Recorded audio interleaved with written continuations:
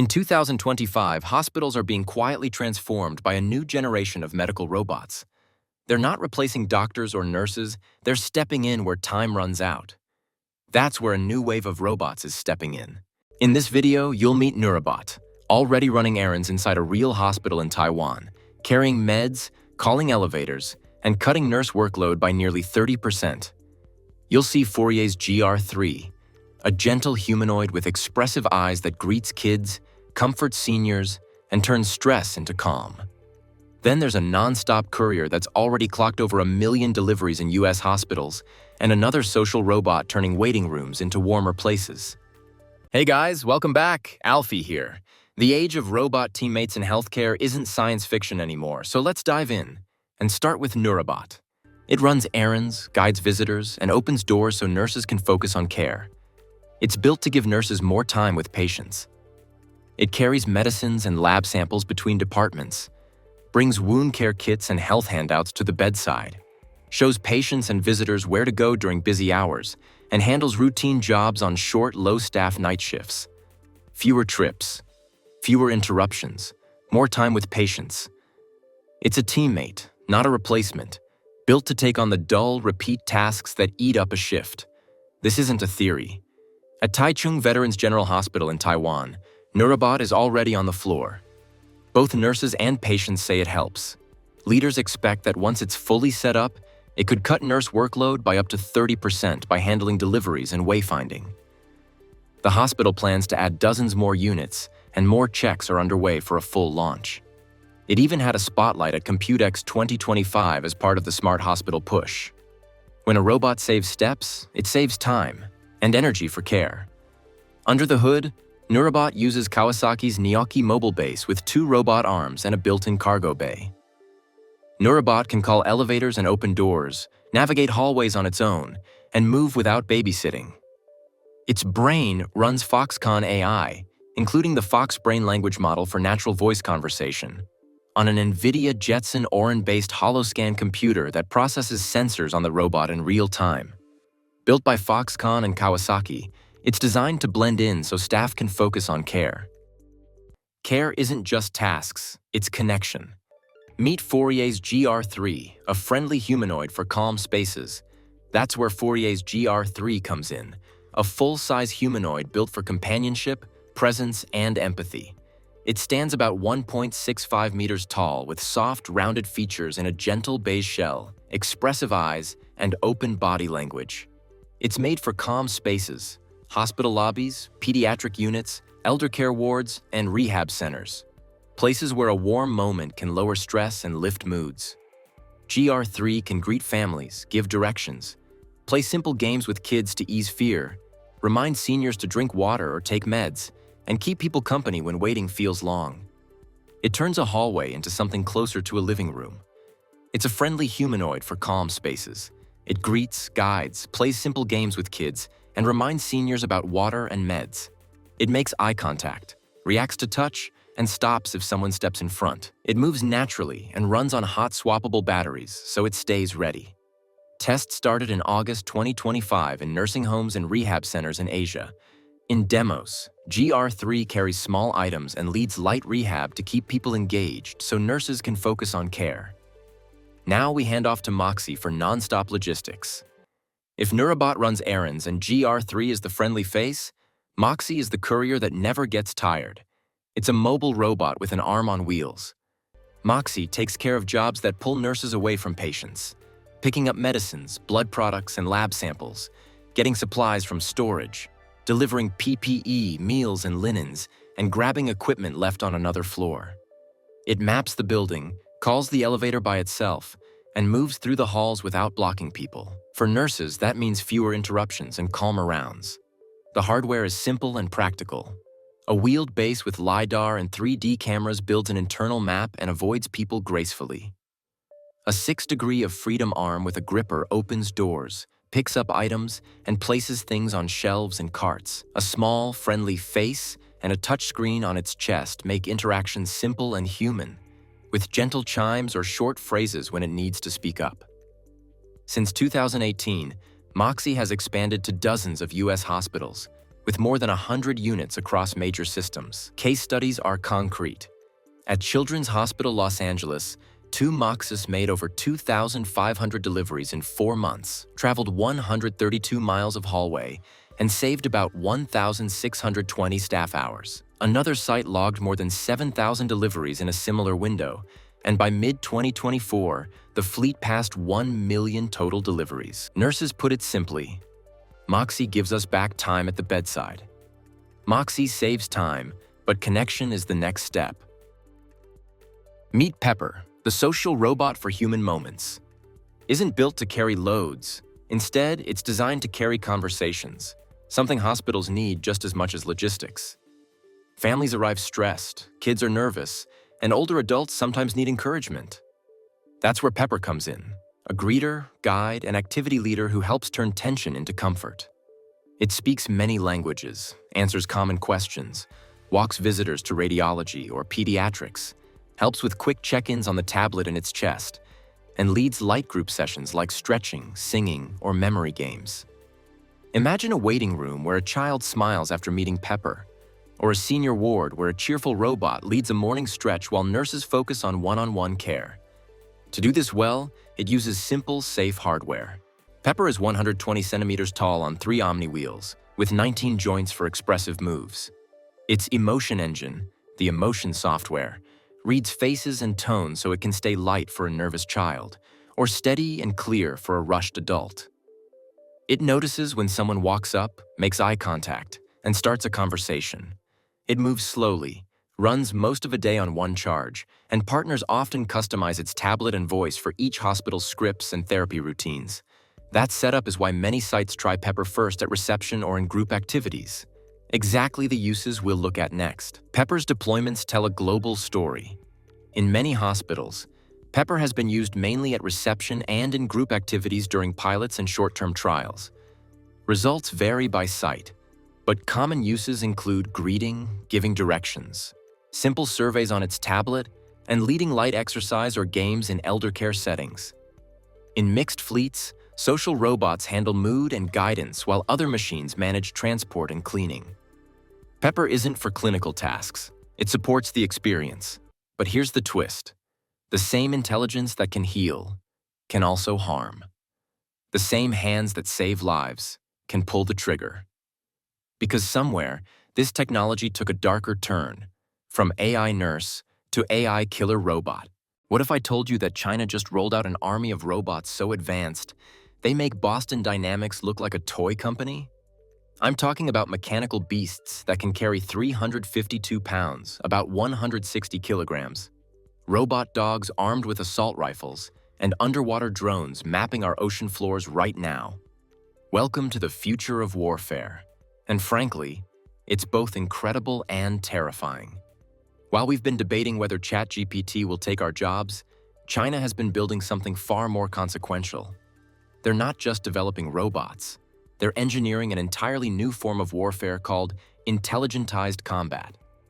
Think of it as war where algorithms make life and death decisions faster than any human ever could. The stakes? Global military dominance for the next century.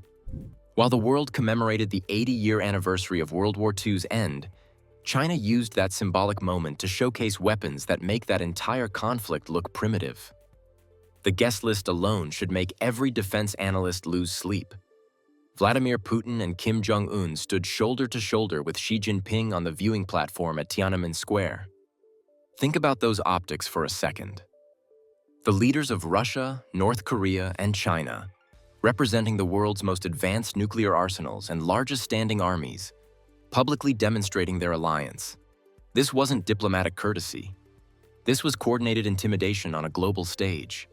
The robot dogs stole the headlines, and for good reason. These four-legged mechanical predators rode on vehicles like loyal hunting companions. But their capabilities are anything but cute. Military analysts describe them as battlefield reconnaissance and assault units designed for urban warfare. The psychological impact on enemy troops would be devastating. Imagine facing machines that don't feel fear, don't need rest, and can process targeting information faster than human reflexes. Here's what most people don't realize. This isn't some distant sci-fi fantasy. These systems are operational right now. Chinese forces deployed armed robot dogs during their Golden Dragon 2024 exercise with Cambodia. Real soldiers, real weapons, real combat scenarios. The footage shows these mechanical predators moving through urban environments, firing mounted rifles with deadly precision. But here's the crazy part. The robot dog everyone's talking about isn't even China's most impressive creation. Meet the mechanical yak, a four-legged monster that redefines battlefield logistics. This beast weighs in at massive proportions and can haul 160 kilograms of cargo while hitting speeds of 10 kilometers per hour. Picture a robotic pack animal that never gets tired, never needs food, and can traverse deserts, snowfields, and rocky terrain that would stop traditional vehicles cold. It's equipped with 12 joint modules that give it movement capabilities that seem almost alien. We're talking about a machine that can jump, sprint, turn on a dime, and navigate diagonally through obstacles that would challenge human soldiers. The yak represents something profound. China isn't just building weapons. They're reimagining how armies move, fight, and survive in hostile environments. While Western militaries focus on expensive, high-tech platforms, China is mass-producing intelligent systems that can operate in swarms. Imagine facing not one of these machines, but hundreds, all coordinated by artificial intelligence. Then there's the Bloodwing platform, and this one will give you chills. Picture this scenario. Enemy drones drop robot dogs armed with machine guns directly onto rooftops behind your lines. No warning, no traditional assault routes, just sudden mechanical death raining from the sky. The Bloodwing carries a QBB-97 light machine gun capable of firing 650 rounds per minute with a 400-meter effective range. It's designed for urban warfare, specifically rooftop suppression and what military analysts call 3D pincer attacks. The psychological impact alone is staggering. Traditional soldiers trained to fight humans with predictable behaviors and limitations. How do you mentally prepare to face machines that don't feel fear, don't need rest, and can process targeting information faster than human reflexes? These aren't remote-controlled toys. They're autonomous hunters designed to eliminate human targets with algorithmic precision. But wait, it gets more unsettling. China's EOD robots are being mass-produced for explosive ordnance disposal, but their dual-use nature means they can easily transition to offensive operations. These tracked machines navigate like mini-tanks through rough terrain, equipped with robotic arms capable of precise manipulation. Today, they're defusing bombs. Tomorrow, they could be planting them. The same sensors that detect explosives can identify human heat signatures. The same arms that disarm devices can position lethal charges. Here's where things get really wild. China isn't stopping at land-based systems. Their Sea-Wing underwater gliders are already mapping our ocean floors, conducting intelligence operations that most people don't even know are happening. These stealthy machines can operate for months underwater, gathering data about submarine routes, port vulnerabilities, and coastal defenses. Indonesia and Vietnam have been finding these devices in their waters since 2016. Think about that. China has been conducting robotic reconnaissance of strategic waterways for nearly a decade. The most terrifying aspect isn't the individual platforms, it's the ecosystem they're creating. Chinese military doctrine calls for wolf pack tactics where multiple robot systems work together under AI coordination. Picture swarms of aerial drones providing targeting data to ground-based robot dogs, while underwater gliders map escape routes and surface vessels coordinate the entire operation. Human soldiers become system managers rather than frontline fighters. Military experts are calling this transformation intelligentized warfare, and China believes it's their path to overtaking American military dominance. They're betting that algorithms can outthink human commanders, that mass-produced robots can overwhelm expensive conventional weapons, and that artificial intelligence can compress decision-making cycles beyond human capabilities. The timeline is what should keep defense planners awake at night. China has set 2027 as their target for achieving full intelligentized military capabilities. That's 3 years from now. By 2035, they plan to have completely transformed their armed forces into an AI-driven fighting machine. We're not talking about gradual modernization. We're watching the most rapid military transformation in human history. The implications stretch far beyond military conflict. These technologies will reshape global power dynamics, influence international law, and challenge fundamental assumptions about warfare ethics. When machines can make kill decisions autonomously, who bears responsibility for their actions? When robot armies can operate without human soldiers, what happens to traditional concepts like surrender, prisoner treatment, and civilian protection? China's robot army represents more than technological advancement. It's a strategic bet that the future belongs to whoever masters the intersection of artificial intelligence, robotics, and military doctrine.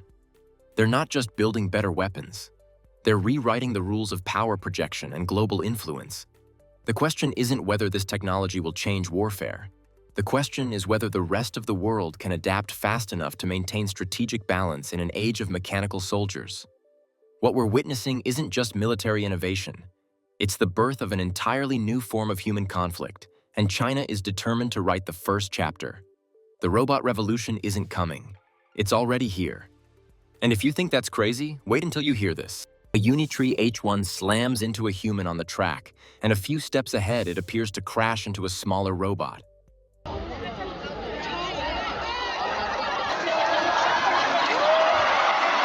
Two shocking moments that defined Beijing's inaugural World Humanoid Robot Games.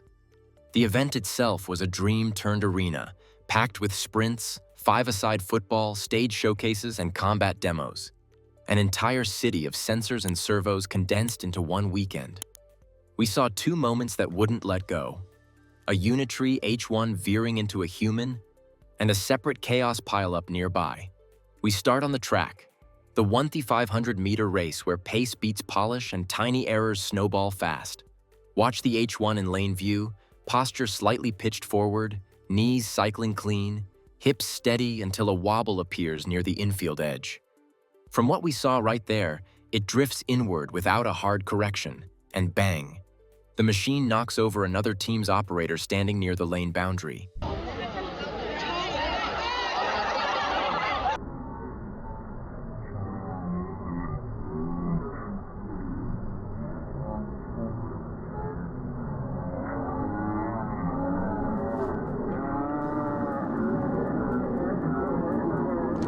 The robot does not stop.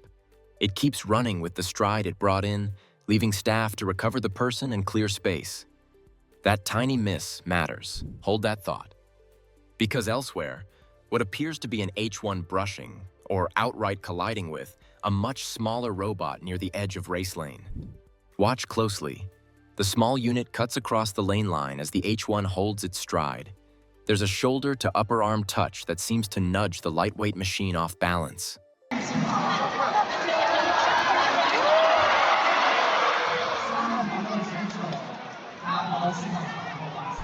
Based on the available footage, angle and depth make exact impact hard to confirm, but the impact was solid. Both robots collapse. The H1 tries to run while falling. The smaller robot also goes down, and a human comes in to pick up the small unit. This marks a deep safety question that we cannot ignore. No people are inside the contact zone. Handlers step in only after the fall. We'll come back and walk through it in detail after the track breakdown. For now, let's stay with the race. All right, enjoying the video so far? Let's make it even better. Join our membership to get early access to AI news, secret videos, shoutouts, priority replies from the AI Nexus team in the comments, and a special member badge when you comment. Click join and level up today, or click the link in the description. How serious was this is the natural question after seeing that chaos, and it depends on two layers: the immediate risk to the downed human and the safety envelope around an assisted runner. Reuters described frequent tumbles across events that required handlers to push robots upright. That means officials were already primed for fast response and the crowd expected some mess. But a robot veering into a person at race speed is different from a face-first flop. It's momentum with a target.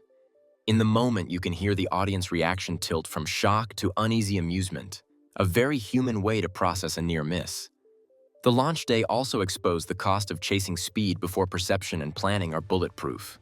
It sets the stage for the next moment, where the focus narrows in on the track itself.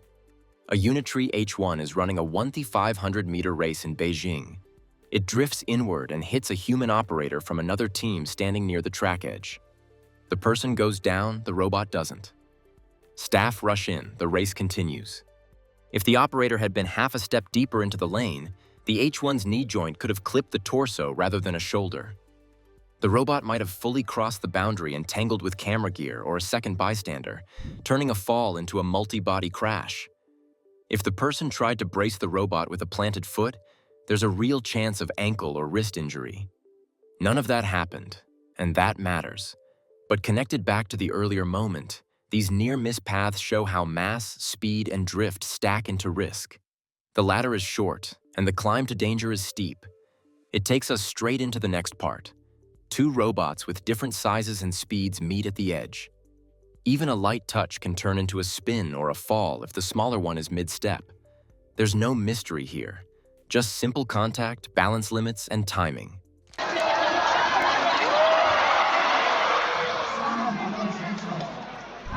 So, how serious was that second incident?